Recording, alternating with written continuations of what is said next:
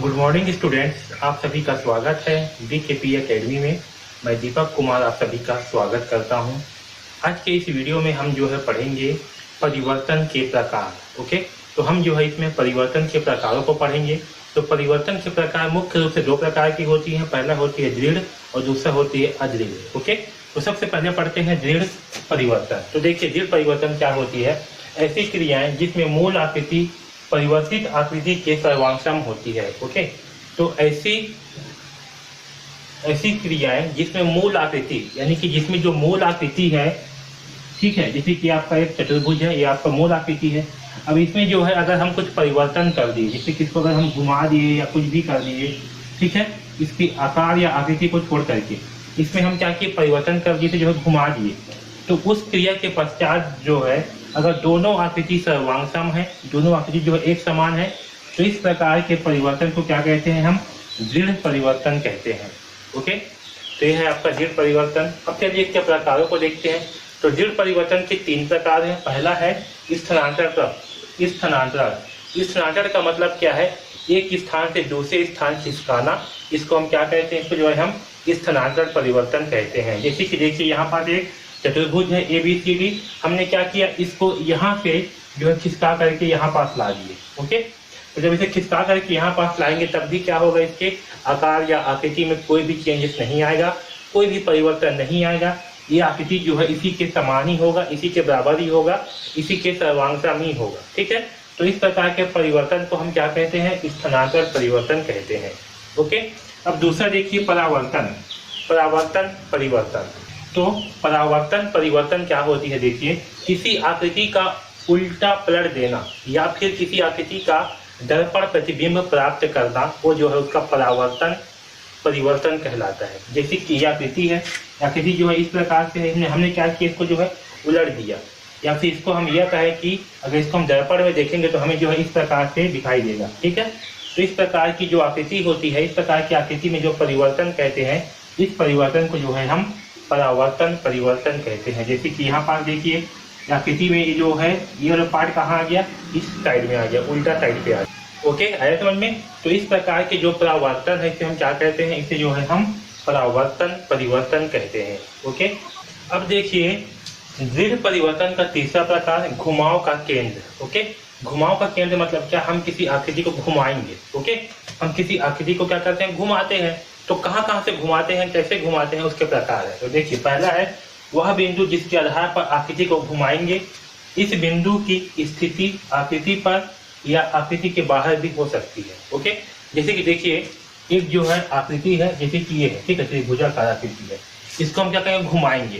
तो इसको हम किसके आधार पर घुमाएंगे, तो मान सकते हैं कि हम जो है इसे यहाँ पास एक बिंदु है, इस बिंदु के आधार पर घुमाएंगे। ओके, अब यहाँ देखिए जैसे कि बिंदु है, ये बिंदु की अभी ये आकृति जो है इस ओर है, ठीक है, इसे हम घुमा करके कहाँ करते हैं, इस ओर ले आते हैं, यहाँ पास ले आते हैं। तो कैसे हो जाएगा, ये इस प्रकार से हो जाएगा, यानी कि इस बिंदु से क्या हो रहा है, इस बिंदु के सापेक्ष जो है आकृति घूम रहा है।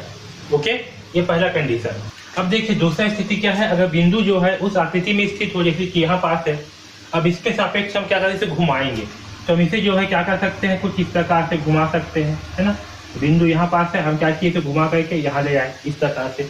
तो ये जो बिंदु है, किसी बिंदु के सापेक्ष घुमाना मतलब क्या है, वह बिंदु जिसके आधार पर आकृति को घुमाएंगे, इस बिंदु की स्थिति आकृति पर या आकृति के बाहर हो सकती है। ओके, तो घुमाने की स्थिति में जो है हम किसी भी आकृति को जो है किसी बिंदु के सापेक्ष ही घुमाएंगे। ओके, ये पहला कंडीशन। दूसरा कंडीशन देखिए घुमाव की दिशा जो कि घड़ी सुई की दिशा के समान या घड़ी की सुई की दिशा के विपरीत होगी।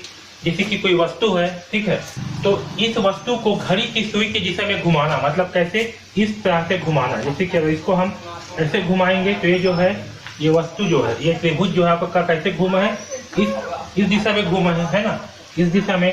फिर इसको जो है ऐसे घुमा दिए तो ये जो है इस दिशा में घूमा।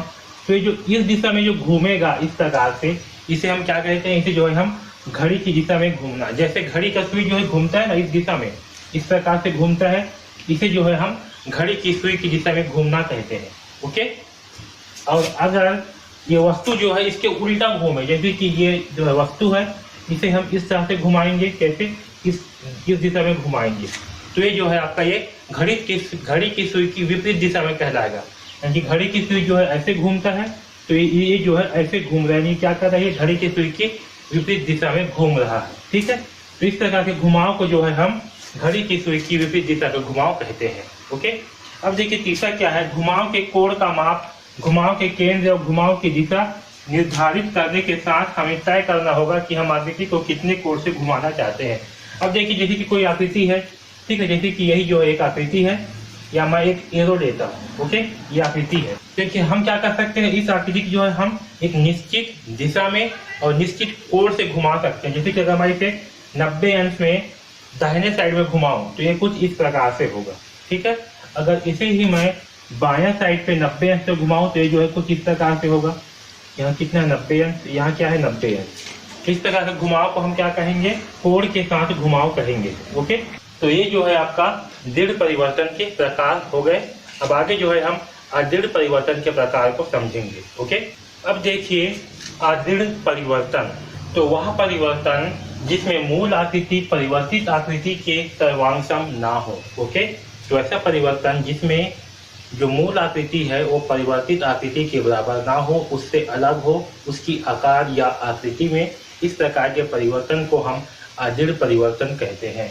जैसे कि स्केलिंग यानी कि बढ़ाना या घटाना, इस प्रकार के परिवर्तन को अदृढ़ परिवर्तन कहते हैं। किसी वस्तु की आकार या आकृति को बढ़ाना या छोटा करना, इसे हम क्या कहेंगे, अदृढ़ परिवर्तन कहेंगे।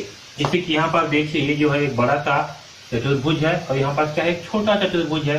तो ये किस प्रकार का परिवर्तन है, ये परिवर्तन जो है आपका अदृढ़ प्रकार का परिवर्तन है। इसी प्रकार के पेड़ को देखिए, हमारा यहाँ पास आपका बड़ा पेड़ है, यहाँ पर छोटा पेड़ है, ये भी क्या है, आपका अदृढ़ प्रकार का परिवर्तन है। ओके, तो ये जो है परिवर्तन के प्रकार हुए। ओके, तो इस वीडियो में बस इतना ही।